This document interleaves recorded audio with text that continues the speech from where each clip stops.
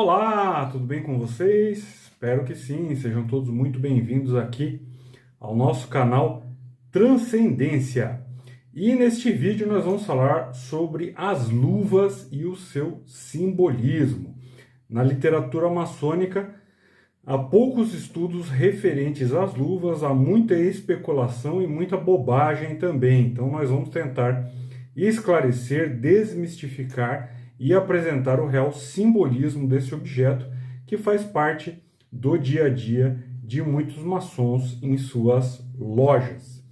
E se você é novo aqui no canal, seja muito bem-vindo. Se você já é antigo, sinta-se mais uma vez acolhido e cumprimentado.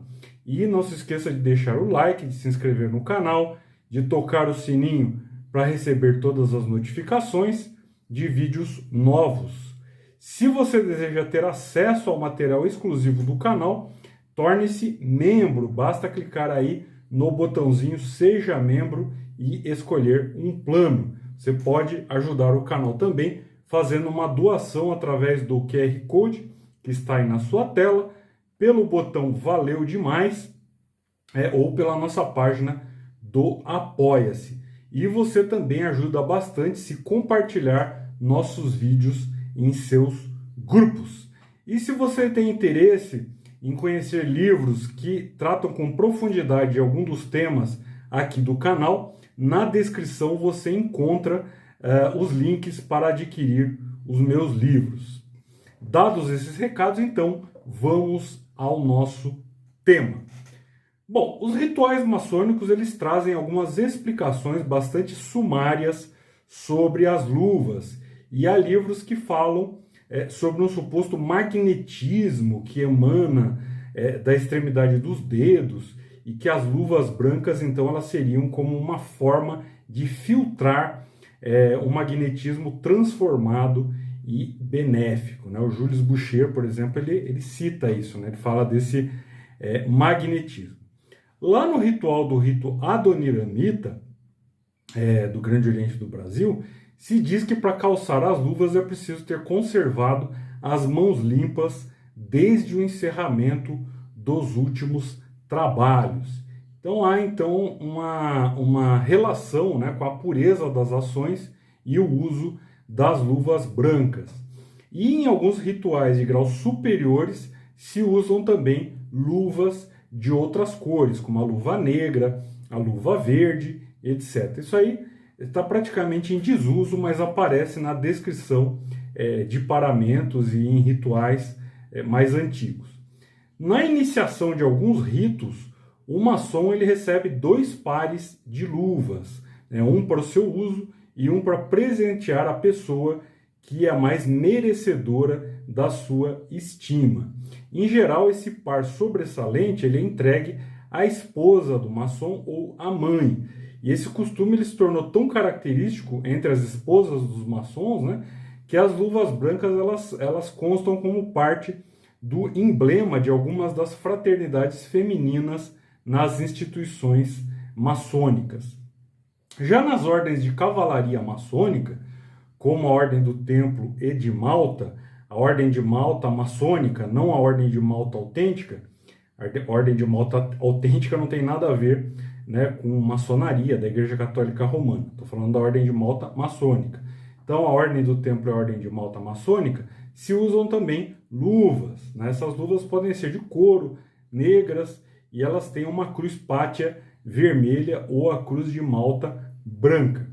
Enfim, acho que já deu para perceber aí que as luvas estão bastante presentes como adereço litúrgico na maçonaria, o que, portanto, nos dá justificativa suficiente para tratar delas com bastante atenção e entender de fato o que elas simbolizam, mandando para longe as ideias supersticiosas de magnetismos e irradiações pelas pontas dos dedos. Bom, a luva branca, em seu significado mais básico, né, que nós até já citamos, ela evoca a pureza, uma vez que evita o contato direto e imprudente das mãos com a matéria impura. E as luvas elas são também um emblema de investidura, a sua cor ou a sua forma, quando usadas, por exemplo, pelos bispos católicos, elas podem indicar uma determinada função. Tirar as luvas diante de uma pessoa significa reconhecer-lhe a superioridade.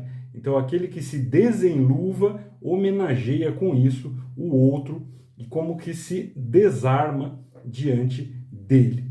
Vamos nos aprofundar um pouco mais no tema para compreender com mais clareza do que nós estamos tratando. No livro do Gênesis, lá no capítulo 27, é relatado que Rebeca, a matriarca Rebeca, ela cobriu as mãos de Jacó para que elas parecessem ao toque com a mão peluda do irmão mais velho de Jacó, o Esaú, que trocou o seu direito de primogenitura, né, por um prato de lentilhas. O Esaú trocou, então, a bênção espiritual pelos bens materiais que, por mais grandiosos que sejam, não passam de um reles prato de lentilhas se comparados aos bens espirituais. Então Jacó, ainda que não fosse o primogênito, ainda que não tivesse a força física e as aptidões materiais de Esaú, ele valorizava aquilo que de fato importava. E Rebeca, então, para obter para Jacó a bênção de Isaac, usou um estratagema, né, recobrindo as suas mãos com uma luva de pelos de cabrito. Então isso nos ensina que muitas vezes, para se fazer justiça e se operar um bem real, é preciso que nós ocultemos as nossas intenções, que guardemos segredo, que aparentemos até uma certa vulgaridade para obtermos a penetração necessária para que as pessoas nos ouçam, nos respeitem ou permitam que operemos algo de verdadeiramente benéfico. Espantar, às vezes, um malfeitor, frear um agressor, impor respeito a alguém irreverente, convencer alguém a fazer um bem necessário a si mesmo, né? Como, por exemplo, convencer alguém doente que essa pessoa precisa tomar determinados remédios ou se submeter a um determinado tratamento, etc. Às vezes a pessoa não quer, né? Ela está ali com medo daquilo, etc. Então, às vezes, para nós fazermos um bem, né? É preciso que nós nos enluvemos em peles grosseiras, né, como os pelos de cabrito, né, para obtermos as bênçãos necessárias. Então, esse estratagema demonstra isso, né? A luva, então, representa a prudência, né, que mesmo operando em público, mantém em oculto a intenção. Então, por meio das mãos, nós realizamos as obras, né? Então, quando nós calçamos as luvas, as nossas mãos são ocultas. Sendo assim, como ora as mãos são veladas pelas luvas e ora elas são descobertas quando nós nos desenluvamos, né? Então, para que a arrogância seja afastada, as boas obras também são mantidas em segredo e, em outra ocasião, para a edificação das pessoas, para dar o bom exemplo. Então, as boas obras são divulgadas. Então, é como se as mãos fossem, então, desenluvadas, né? E a luva também representa, claro, por uma extensão óbvia, representa a própria mão, né? Então, na antiguidade, por exemplo, havia o costume de se encher a luva de um proprietário de terra com a terra da sua propriedade, né? Se pegava ali um pouco de terra daquela propriedade e se enchia a luva com aquela terra. Então essa luva com a terra no interior, ela era dada a um novo proprietário, era um símbolo de garantia de venda e de posse legítima. Por outro lado, atirar a luva ou bater com a luva em alguém eram sinais de desafio, né? Simbolicamente, a luva podia ser atirada até contra toda uma cidade, quer como uma declaração de guerra, quer como um ato de excomunhão religiosa. Na Idade Média, a luva se torna símbolo de autoridade para os homens e pureza para as mulheres. Torna-se símbolo da nobreza, né? E damas e cavalheiros, então eles têm luvas de todos os tipos, né? A luva, então, ela representa a presença, né, o poder, a vontade concreta do dono, ainda que ausente. E, por outro lado, né, num simbolismo oposto, ela pode também representar algo negativo, ou seja, encobrir as más intenções, os atos nefastos. No decorrer dos séculos XIV e XV, as mulheres públicas ou as marafonas lá de Florença e Módena, elas deviam usar luvas quando saíssem em público, porque elas não eram mulheres honestas, com as mãos cândidas, né, inocentemente nuas, como Eva no paraíso, mas sim eram mulheres intimamente corruptas e nefastas, como a Eva que se cobre depois do pecado.